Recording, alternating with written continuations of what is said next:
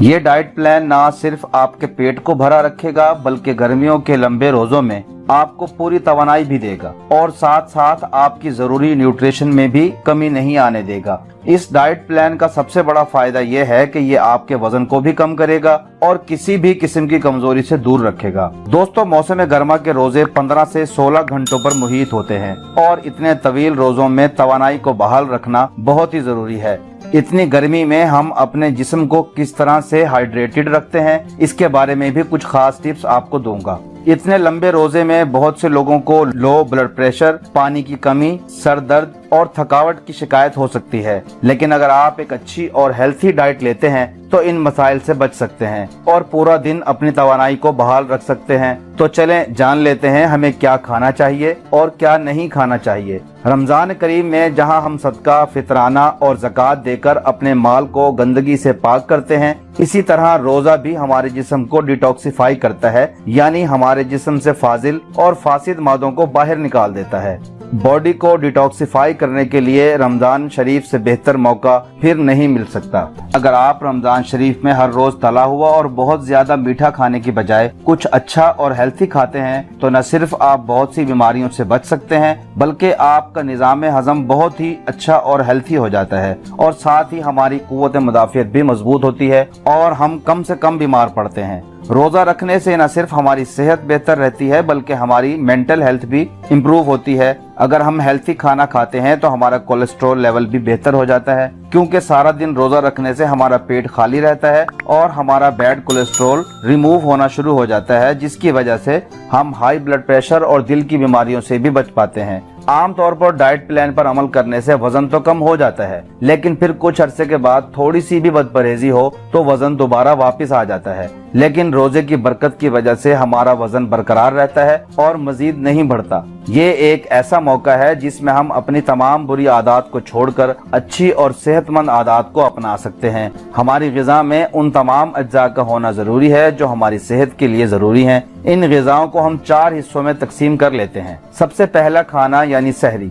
ये खाना ऐसा होना चाहिए जो आपको सारा दिन हाइड्रेटेड रखे और तवानाई से भरपूर रखे।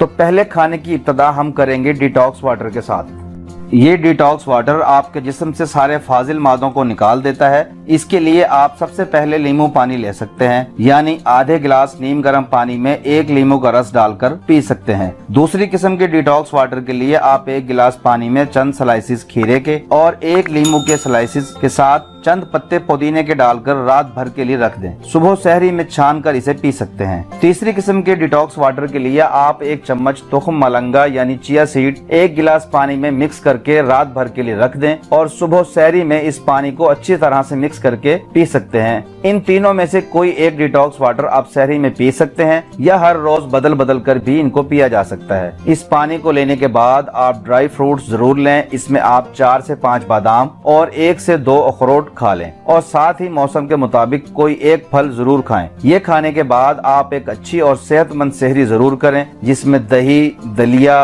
ओट्स, अंडों की सफेदी, पराठा, गोश्त, सलाद, दूध और दही से बनी हुई लस्सी भी आप जरूर पी सकते हैं। सहरी में ऐसी ग़िज़ा का होना जरूरी है जिसमें प्रोटीन की वाफिर मिकदार मौजूद हो। कोशिश करें कि तेज मिर्च, मसाला और नमक कम से कम लें, वरना आपको प्यास ज्यादा लगेगी। दूध और दही की लस्सी जरूर पिएं। ये हमारा पहला खाना मुकम्मल हुआ। अब हम बात कर लेते हैं अपने दूसरे खाने की यानी अफ्तारी की। अफ्तारी में हमेशा सबसे पहले 3 से 4 खजूर जरूर खाएं और कुछ भी नहीं खाना, क्योंकि इतने घंटों की भूख के बाद फौरन ठंडा पानी नहीं पीना चाहिए। खजूर हमारे मैदे को खाने के लिए तैयार करती है और इससे हमारे जिस्म में नेचुरल शुगर शामिल हो जाती है और ये सुन्नत तरीका भी है। खजूर खाने से कभी भी कब्ज नहीं होती, क्योंकि खजूर में बहुत ज्यादा फाइबर मौजूद होता है।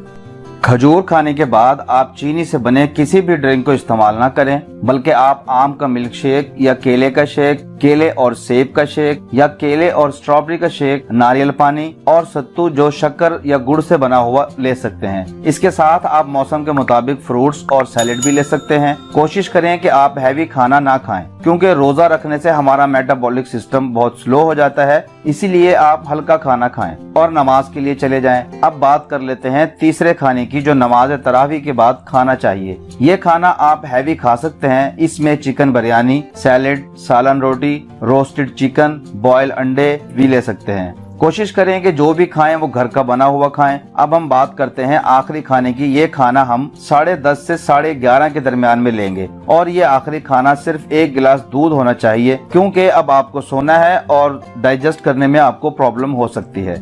इस बात का ख्याल रखें कि रमजान शरीफ में चीनी का इस्तेमाल ना होने के बराबर करें। अगर मीठा खाना बहुत ही जरूरी हो तो गुड़ या शक्कर को इस्तेमाल करें। चीनी से बने शरबत की जगह फ्रूट से बना शेक लें। तला हुआ खाने की बजाय रोस्टेड या कोयले पर ग्रिल किया हुआ खाएं। दोस्तों, आपको ये डाइट प्लान कैसा लगा कमेंट में जरूर बताइएगा और मैं उम्मीद करता हूँ कि आपको ये वीडियो जरूर पसंद आई होगी।